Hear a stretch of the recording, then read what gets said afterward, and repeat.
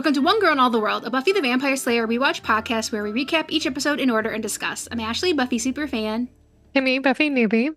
You can find us on all major podcast apps, YouTube, and Instagram with new episodes on Tuesdays.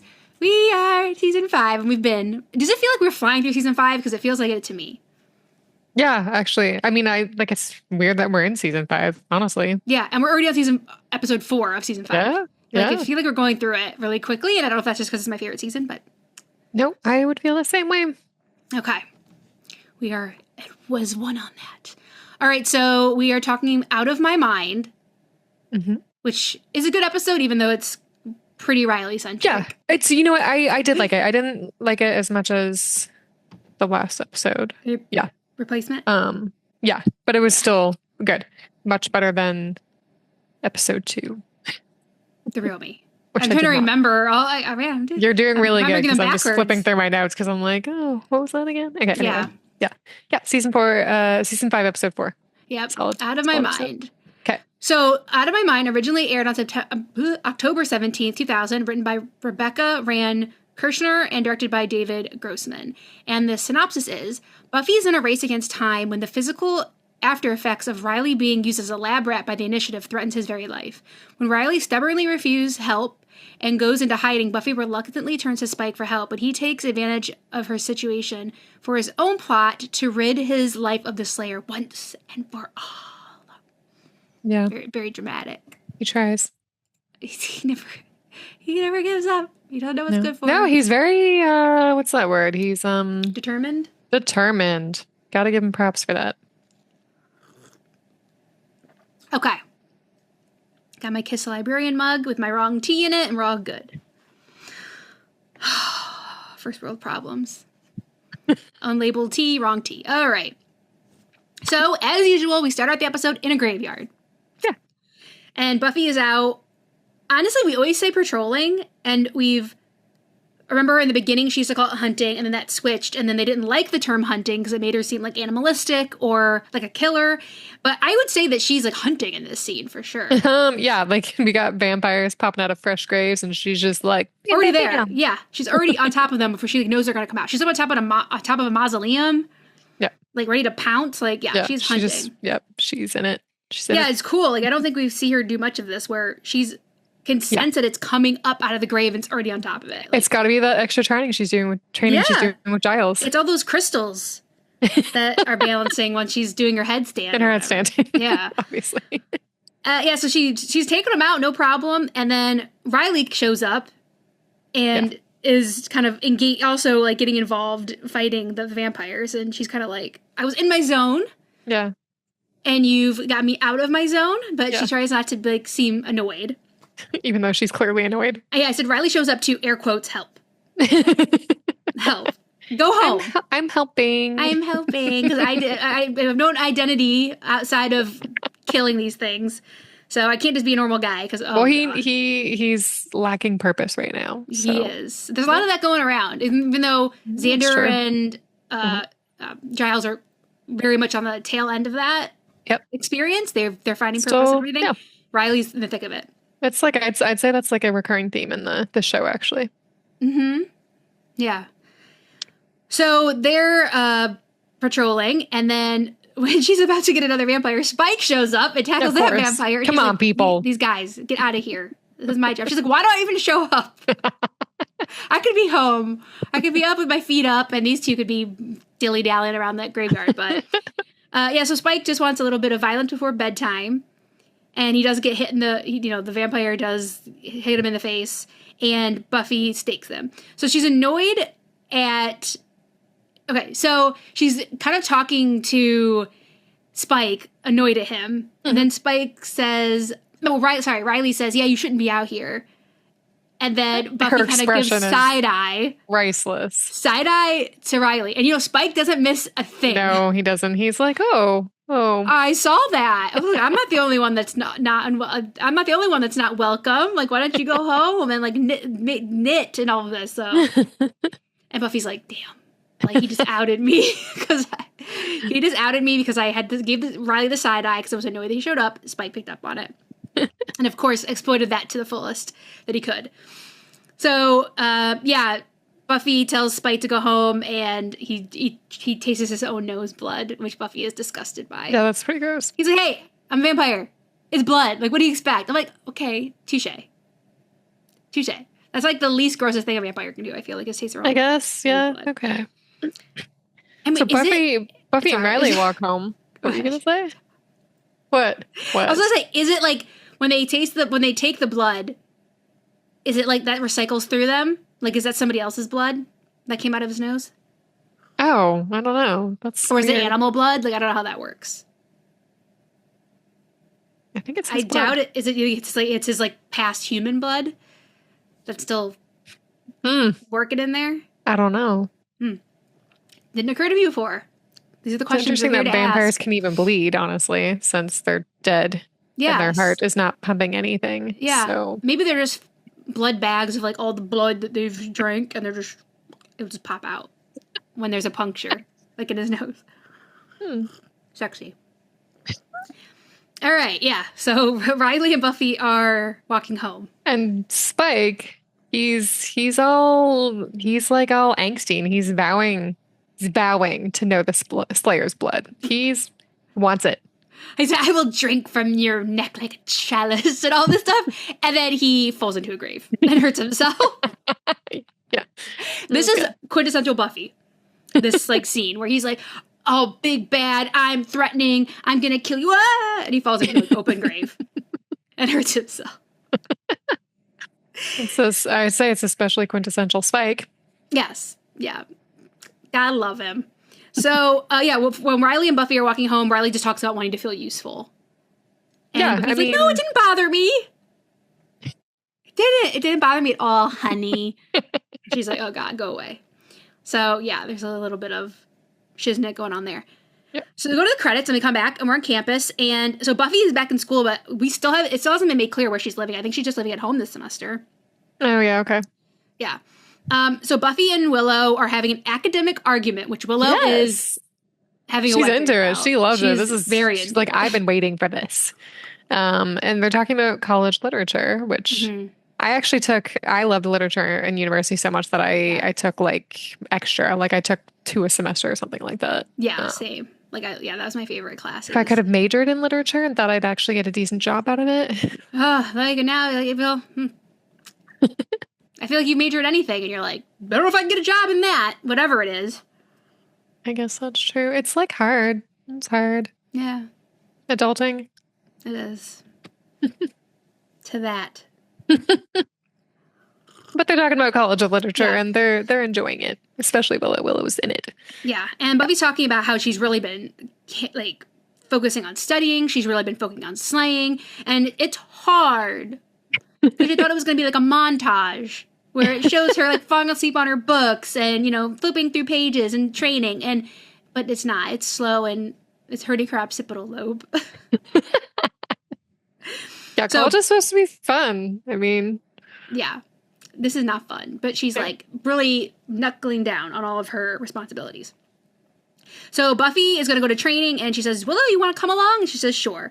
So you go to the magic box, and we see that Xander is helping build shelves for Giles. Yeah, so hopefully he's paying him because, Xander needs the money. He does. He's using his carpentry skills. Yeah, so we see, like, in the replacement and now carpentry and construction and stuff, he's catching on to a skill and something that he's interested in. Yeah, so that's good at it.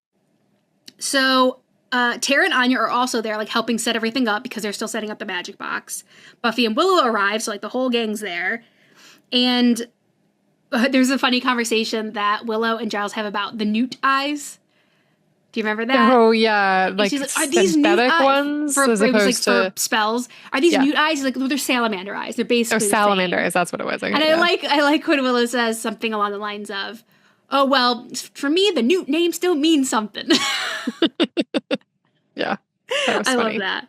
Yeah. But salamander's cheaper. Yeah. It's the generic. You gotta be cost effective. Yeah, and he's like, I can't buy newt eyes to sell. Like, that's a lot of output. So Giles takes Buffy in the back to show her the training room that he's made her. That's so cool. Which is so cute and cool. Huge. Yeah. Yeah. Yeah, and for some strange reason, Riley just tackles her while she's trying to take in this gift that Giles has given her. I was trying to keep you on your toes. Yeah. Get out of here, Riley. Xander says that Ashley's over Riley. I was never on Riley to be over him. That's fair. Okay. So Xander says he made the dummy. Like, he stuffed the dummy for her to, like, beat up on. And it says, like, Riley's feeling toxic. I didn't like his vibe this episode. I mean, that's the point, though, right? It's not really him. Something's going on. When you have that kind of stuff going on in your body, it's going to make you act differently. Okay. It's like a hormonal imbalance almost. Okay. I'm going to use my medical knowledge for this one. Maybe I'll use my Buffy knowledge on this one. That he's just a jerk. Anyway, I am not feeling Riley, whether it's for his toxic masculinity reasons or his hormones. I don't know. We'll have that'll wait to be seen. Interesting. Okay, so I think Riley's. I'm not into that. His attitude. No, he sucks. I will give you that. He sucks this episode. So in Spike's lair, Spike is watching Dawson's Creek. Oh, what? I didn't catch that. Yeah, he says, "Oh, come on, Pacey, can't you see that she doesn't love you?" God, but she does. I guess so, yes. I have watched all Dawson's Creek. I watched it once and then forgot all about it. She did love him. She picked him over Dawson, people. Yeah, in the end, right? They ended up together. I didn't think that was going to happen, but... Spoiler alert for this really, really, really old show. Yeah. I mean, it was on the same time as Buffy, I guess, so... So Harmony person... Harmony's around again. Looking for safe harbor, because she's convinced that since that whole... In the Real Me, when she was trying to get Buffy, that Buffy's... has been after her. Out for her? Yeah, even though Buffy's totally forgot about her. And she's looking rough. Yeah, she's been living rough. Doesn't know where to go, doesn't have minions anymore. So she has just been thinking that Buffy's behind her every step, and Buffy has totally forgot about her. So she's looking for a place to hide. And this is like a weird thing because she's like, I'll do anything to stay with you. And he's like, anything? She's like, oh yeah, I'll sleep with you. So I don't even know how to feel about this whole thing. He's like trying to like take advantage of her because she needs somewhere to stay. And she's like, oh, well, it's not because I would just sleep with you anyway. Like, yeah, duh. So... interesting little relationship they have there. Gross, yeah. Not my fave. So, also, Spike also manipulates Harmony into trying to kill Buffy again. Because he's like, hey, he like plays into her insecurity that Buffy is after her. It's like, she won't stop looking for you. Because Spike knows he can't do anything. Yep, because of his stupid chip. Yeah, so... he wants to. Yeah, so he's trying to like get Harmony like riled up to do something about it. And he says he'll help with the thinking. Because that's all he can really do. Okay, in Riley's room, Buffy and Riley are having sex. And then they go for round 2. Yeah. Good for him, I guess. Moving on. At Buffy's house, Joyce is making breakfast for Dawn. And Joyce, not Joyce, Dawn is looking for like the treat in the cereal box. Such a 12-year-old thing to do. Exactly. Not a 14-year-old. Like, or 14, this is like 100% now. Very much... and she's pouring all of the cereal in all of the bowls to get the treat, to get easier to get the treat. And Joyce walks over to her and like has like a moment. We see something happen. Yeah, this was really weird. She like doesn't recognize her and then she says, faints. "Who are you?" Yeah, she says, "Who are you?" And then she passes out. So of course Dawn freaks out and calls 911. Yeah. So yes, and Dawn freaks out and calls 911. So here's for me, who's new to this and doesn't know what's going to happen later on. It's just like, okay, so we haven't seen her this whole time, right? Until just this season, or I guess technically the very end of last season, right? Yeah. First episode of this season. Oh, it was the first episode of this season. Okay. But they mention her at the end of last season or something? No. Not really, no. Okay. There's like foreshadowing, but they never actually, Got it. Okay. So this season then. So she's just introduced season 5. Yes. And like everyone just acts like they know who she is, which is really weird. And then we have this moment, and I was waiting for this moment where Joyce is like, who are you? And I'm like, okay, what is going on? And I know you're not going to tell me, but I did cling to this moment because I'm like, okay, this is weird that they just brought her in season 5. So what is going to happen? I'm very curious to know what's going to happen. Believe me, it'll be addressed.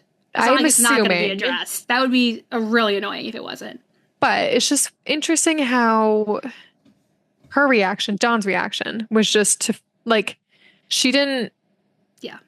It did, yeah, her reaction did She's not like, match what? Joyce's. Exactly. What? Yeah. Like, let me run. Like, what are you talking about? And Ran to the phone. I almost was expecting her to be like, oh, yeah, she doesn't recognize me. I don't know, something like maybe like a flicker on her face or something, but no, nothing. So anyway, Right. my That's a two good cents as a Buffy observation. newbie. No, that's a good I observation. was watching for it. I even Yeah. rebounded 10 seconds to rewatch it. Ooh, yeah, look at you. But no, anyway. Doesn't So sound like a newbie to me. Sounds like you might be getting the seasoned Buffy watcher. All right, so at the hospital, Buffy and Riley rush to the hospital. Dawn is waiting there in the waiting room, and they're waiting for news on her mom. And there's a resident there named Ben. So we meet Ben. He comes over, and he was trying to keep Dawn, like, keep her calm and keep her occupied. Stethoscope. Here, play with this. Yeah, play with the stethoscope. And she's telling, Ben is telling Buffy, you know, they're doing tests. We don't really know yet, but it's probably nothing. She was probably dehydrated, trying to, like, make her feel better. Yeah. And Dawn listens to Buffy's heart, which sounds normal, and then she listens to Riley's heart, which is, like, beating super fast. Like twice as fast as a normal heart? Yeah. Yeah. So we're still in the hospital, but Riley has been checked out because obviously Dawn was like, what the heck's wrong with you? And he has tachycardia. So severe tachycardia. So that just means, like a tachy means extra, basically. Cardia means heart. So yeah, just extra heartbeats, basically. Yeah, and I think later Buffy says it was like 150. We don't hear it in the scene, but I think later she says it was 150 is ridiculous. Yeah, I think that's what she said. Yeah. And then he leaves AMA, which means against medical advice. So obviously, the doctor really wants him to stay, and he's like, no. He's like, no. So they make you sign paperwork when you leave AMA, so you don't sue the hospital later on. Yeah, 150. Yeah, his pulse. 150. Okay, yeah, that's crazy. A normal heartbeat for someone his age should be under 100. So actually anything, if you're like resting, sitting, whatever, anything over 100 is actually tachycardia. So his is severe tachycardia. He's well over that. Yeah, 150 is just bananas. Like you could have a heart attack. Yeah, and that's what she's worried about. So Buffy cannot convince him to stay. So he's like, it's just from being a lab rat. Like my body's different now because of all that stuff that they did to me.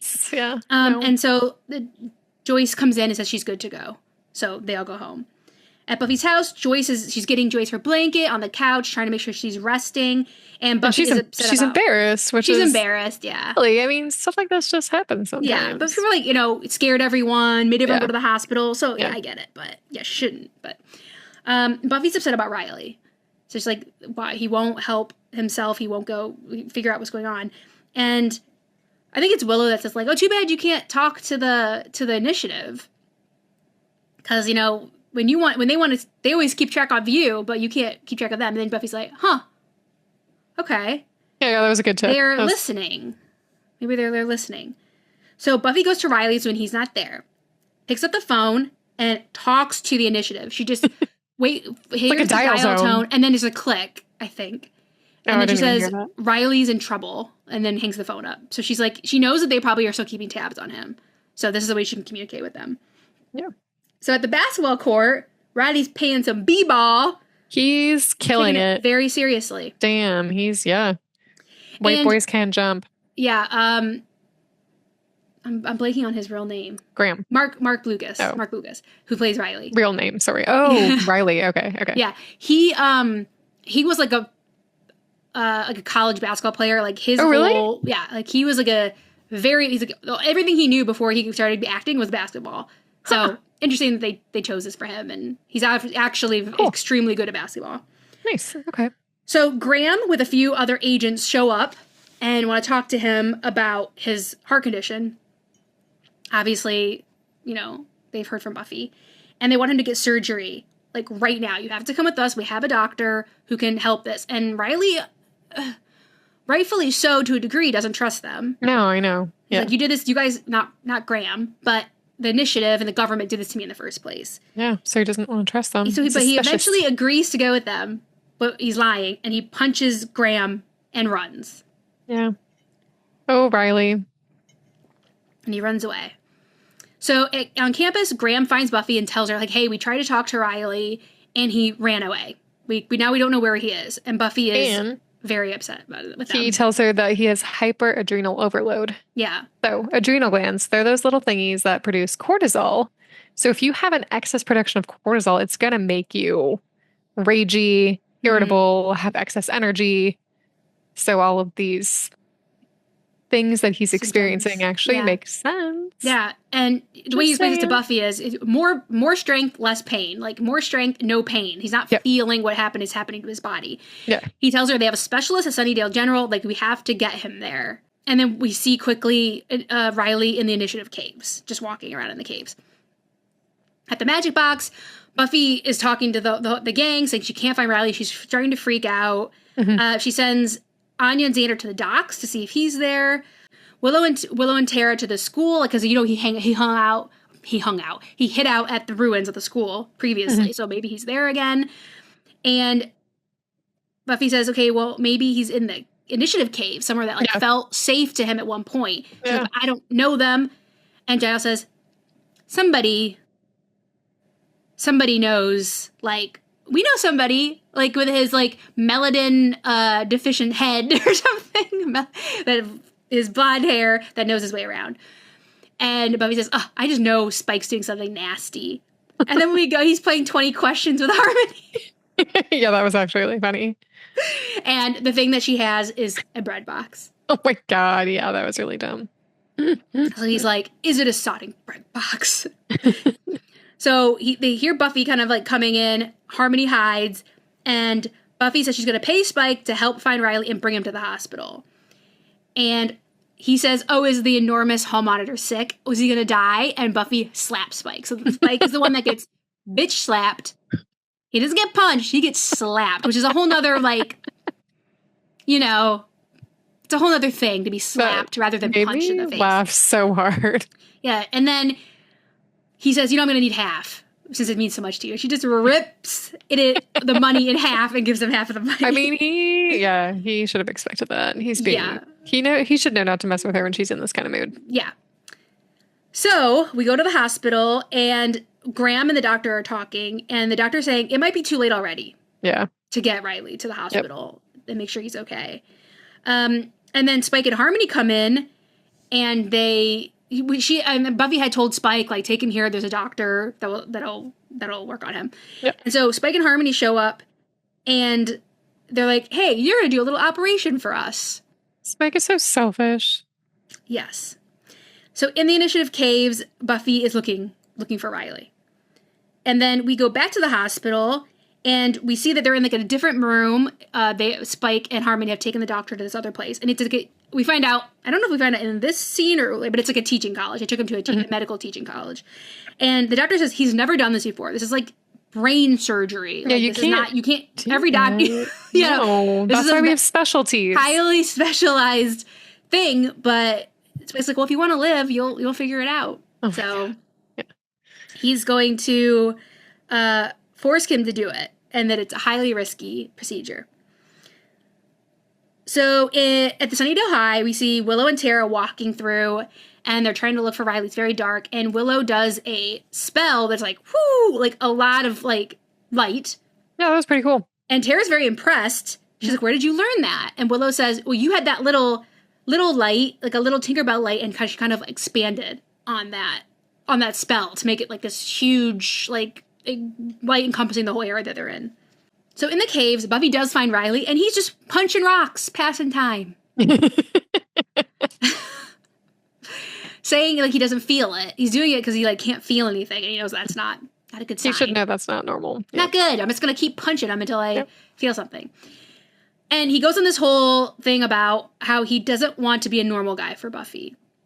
That she's not going to want to be with him if he's a normal guy. He likes being powerful. He's worried about, just not being enough for her, basically. Yeah, and that she's basically going to leave him because he's not like a super person. And then he compares himself to Angel. She's like, hey, he left me because he wanted me to have a normal person. You're fucking around because you think I should be with a super person. I just can't win here. You know what I mean? Like, who am I supposed to be with if no one feels like I'm supposed to be with them? Yeah. She's like, come on. Don't take your insecurities and put them on her. Please. Yeah, for sure. Yeah, and like literally your insecurities, you're going to just risk your life. Yeah. Yes. Not just your relationship. No, like you're just going to, and she's like, yeah, if you're going to like risk your life because you think I won't like you, she's like, then go ahead. Then do it. She gets real pissed off at him. And she's saying, I forgot that she had said these things. She says, no one's ever known me like you. I have never opened up to anyone like you, which I was like shocked that I didn't remember her saying that, because I feel like that surprises me. That she really cares for him. I think she does love him. Oh, of course. Yeah. But I just feel like from a vulnerability standpoint, I just feel like she was the most vulnerable with Angel. Well, apparently but maybe not. She doesn't feel that way. Yeah. I feel like at this point, her and Riley had been together longer and had been through more. You think so? Yeah, I do. Okay. So I just had forgotten she said that. And I was like, whoa, what? So, but anyway, she gets really upset and she convinces him to go to the doctor. Finally. So at the hospital, the doctor is operating on Spike while Harmony just flits around. And being annoying. Oh my God, she's interrupting. I literally said Harm annoying. Yes, she's annoying the doctor. And it's funny because she's talking and she's like, can I touch it? His brain. And they were like, no. She's like, oh my God, you're awake. you're operating on his brain awake. So yes, he's doing that. And then Riley in the hospital. Riley finds Graham, who was beat up and like knocked out when Harmony and Spike came in to get the doctor. Tells him that Spike took the doctor, and so they have to look for somewhere where he would do the surgery. And they're like, it's not here, it's too risky. They have to go somewhere where they could do it, but they have some kind of supplies. Yep. And like, she's gonna kill Spike. Like, this is the last straw with Spike. She's gonna kill him. So back at where they're doing the operation, I love this because the doctor tells Harmony to quit smoking because she's smoking a cigarette over the whole thing, like blowing the smoke into like right into his brain, basically. In his brain. Yep. And she's like, oh yeah. He's like, you're not really supposed to smoke in here. She's like, oh yeah, says who? And he points at his no smoking sign. She's like, oh, sorry, I didn't see the sign. She's so... she's such a... I love that. Yeah, she's a trip. They're like, yeah, they paint her so ditzy. Yeah, but she's like, I'm trying to be bad. Oh, sorry, the sign like supersedes my evilness. Like, I will listen to the sign. Rule follower. Yes, it's so funny. So she does, and he gets the chip out, and we hear him drop it into like the little dish. And he's like, okay, well, now I'm just gonna eat you. I'm so starved. Even though, the deal was, if you did this, I would let you live. Yeah, exactly. He's gonna eat the doc anyway. And Buffy and Riley break in. Big fight. Riley and Harmony are fighting, and Buffy and Spike are fighting. So Spike kind of pretty quickly gets the upper hand over Buffy. He gets over her, goes to bite her. He's gonna bite her, and then his chip. He can't. Yeah, because the chip is still there. I kind of thought they actually took the chip out. Did you? Yeah, I was like, ooh, I thought he was gonna bite her, and I was like, he would have if the chip wasn't there, because it only went off. Like, and I rewound it, and I was like, when they were fighting, for the 10-15 seconds maybe that they were fighting beforehand, did he ever try to hit her? And he didn't. Because I was like, then the chip should have went off earlier. But they didn't. That was actually good. Because sometimes, he does some questionable things. You're like, the chip should have went off. But they played it very well here. And I didn't see any opportunity where the chip should have got off before that reveal. So that was good. So the chip is still there. Riley collapses when he's fighting with Harmony. And Spike sees that what he removed and put in the dish was a penny. So he totally faked it. He's like, I told you I couldn't do it. Yeah, exactly. I told you. So Harmony and Spike just run. They cut their losses and run. And Buffy calls over for the doctor to help Riley because Riley's collapsed. So we see in the graveyard, Spike is freaking out about Buffy. He's like, she just like ruins every plan I have. Obsessed with her. Yeah. He says, her holier than thou attitude, her shampoo commercial hair. Oh yeah. She does have really good hair, actually. Yeah. So he's like, okay, well, she has beautiful hair, but like I hate her, Mm-hmm. Sure. With her pretty hair. But I love her hair, but that bitch. Sure, Spike. Sure. Oh okay. So at the hospital, before he like picks up a whole gravestone and like throws it and it busts open. He's like, this has got to end. Like, I am through with this. Like, this has to end with Buffy. Yep. So at the hospital, Riley has been operated on and he's fine now. So that was pretty quick. So he's back to normal. He's totally fine now. And she's like, see, you're fine. Like, I'm still here. He says, when they were like having that altercation in the caves, he said, like, I feel like every day you're further out of my reach. Like, I can't touch you. And she says, okay, here I am, still very touchable. Like, I'm still touchable. Yeah, hi. exactly. And he's okay. And she's like, okay, I should really go check on my mom. And you can see he's taken aback by this. That she's I was taken aback by that. And go check on her mom. Because her mom was fine. Yeah.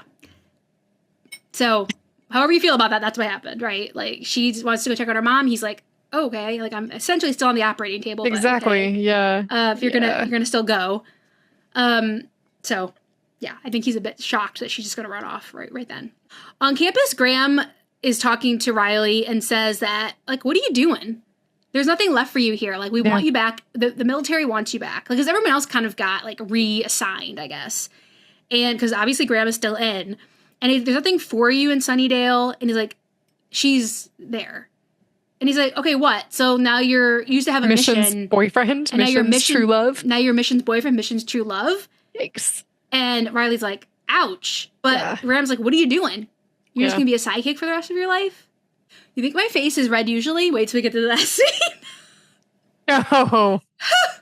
Okay. They got me, by the way. So we're at Spike's crypt, and Buffy bursts in, like, now that everything's okay. Go ahead. Yeah. Okay. Yeah. So here's my line of thought is just like, she left the hospital. She left Riley when he's, just coming out of surgery.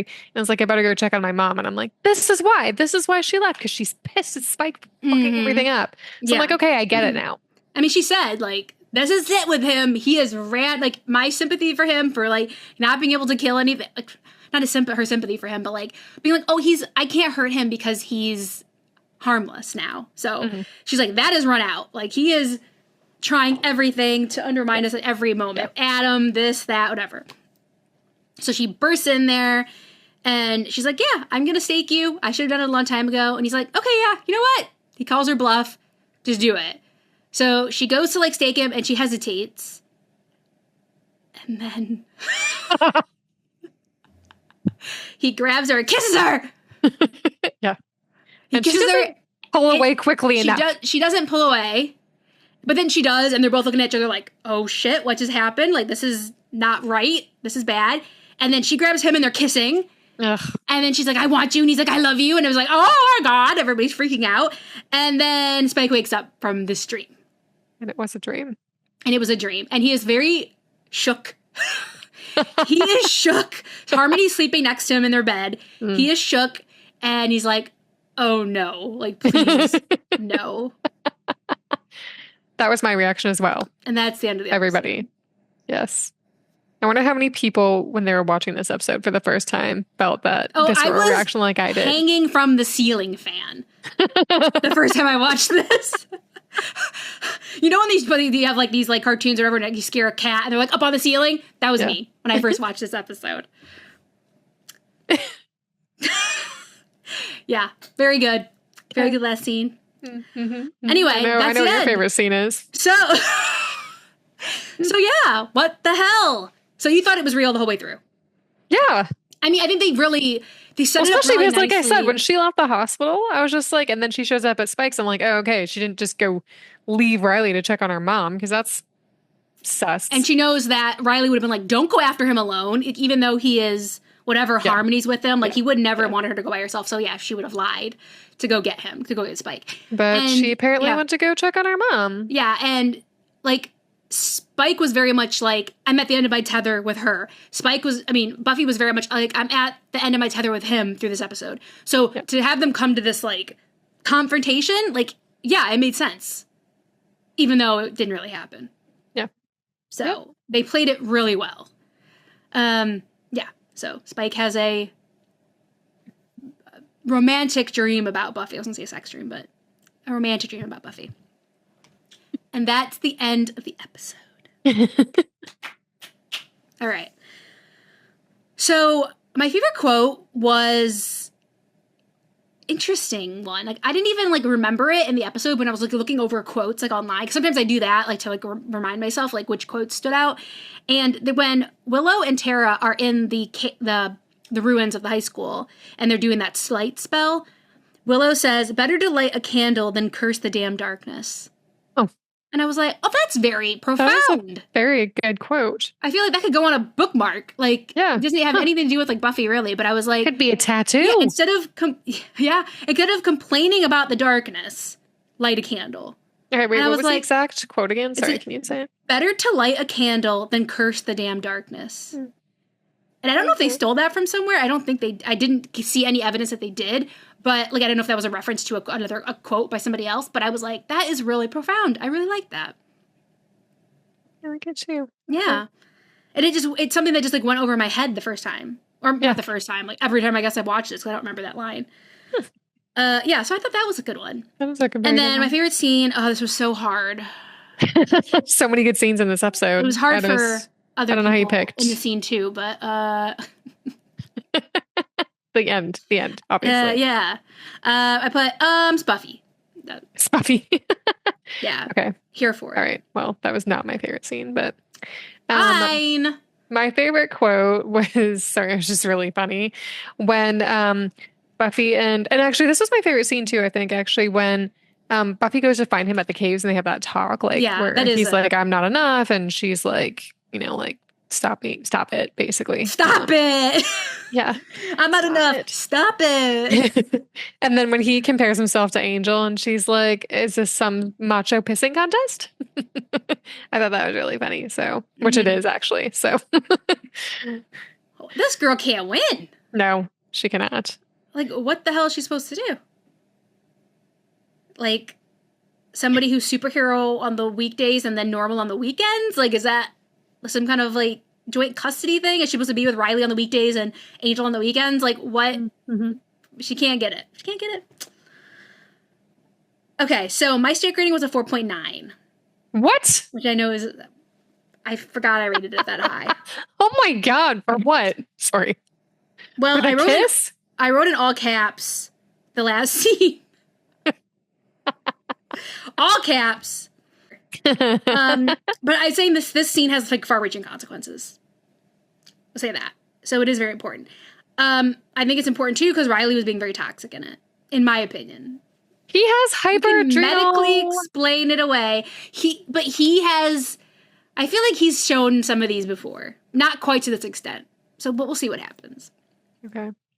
And it's important also that the government is still watching Riley and still keeping tabs on him, which we weren't 100% sure. We probably would have guessed, but I was guessing, we know that he is now. I just feel like this episode actually, again, in hindsight, gets a lot of things going. So okay. I guess that's why I gave it a 4.9.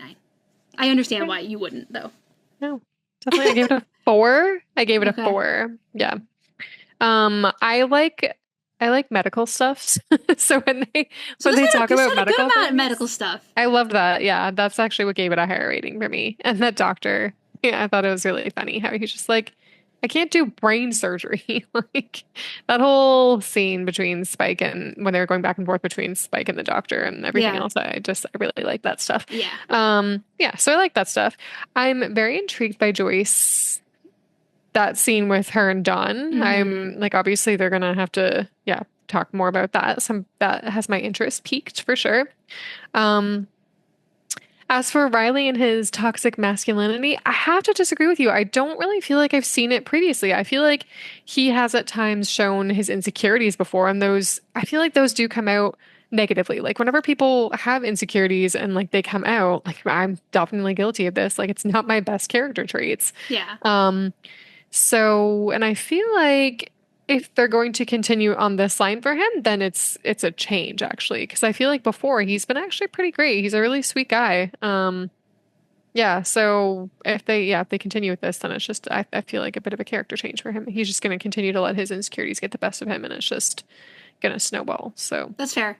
That is fair. Yeah. And it's like, oh, my insecurities come out, and it's in such a positive way this happened. Yeah, exactly. And I mean, no, that's fair. Yeah. Well, and like the thing is, like her and Riley had that conversation, like, hey, when she's like, I've been more vulnerable. Like this is the most vulnerable I've ever been. And then when he comes out of his surgery, and she's like, see, I'm still touchable. But then she just leaves, and I'm like, touch me from over here in Spike's dream. But I'm just like, okay, so like I can see why he's insecure then. Like it's not that doesn't make sense. Like she's what is that? No, or all talk, no action. Is that what it is? Yeah, that is a Or thing. yeah, something like anyway, when somebody says something but they're not actually doing it. So when he's feeling that, I feel like he's feeling like she's saying all these things and I know like she does care for him obviously, but he cares for her more. Yeah, I feel like if I'm being like fair about it, I feel like I don't feel like Buffy's done anything that she shouldn't done or not doing as much. And like this is the first time that I would be like, I agree with you on that too. I would be like, what? Like I feel like everything that he's brought up has been unfounded until she runs off right away when her mom is fine. People are with her mom, and you know Riley just almost died. That I do get that. But I feel like all of his stuff is purely on him, not on her up to that point. So I feel like too, though, like she has been focusing, like she's been really focusing on training and school and stuff like that. And that's not bad or wrong, but it just that shifts the dynamic of a relationship when you like have so much time and effort and energy into somebody, and it does shift a bit. And like that's normal when you are with somebody longer. Yeah. But sometimes like so if we talk about attachment styles, for instance, if he has like an anxious attachment style, when she starts doing that, he's gonna freak out and try and hold her in closer. And she's gonna be like,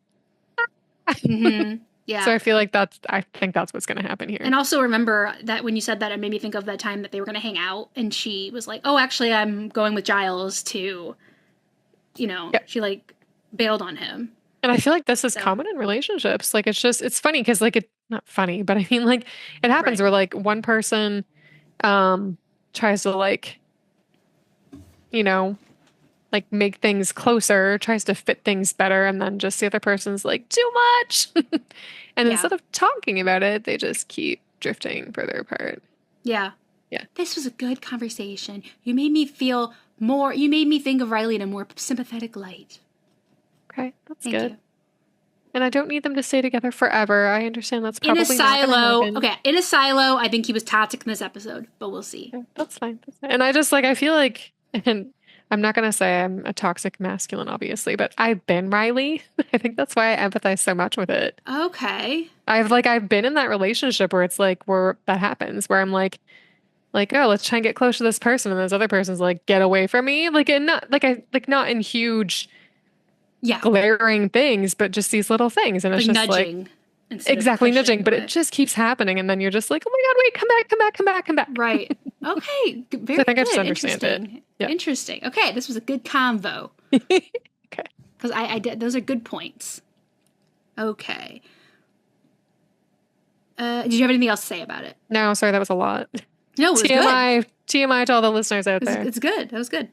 All right, so in the next episode, No Place Like Home, we meet, air quotes, the Beast.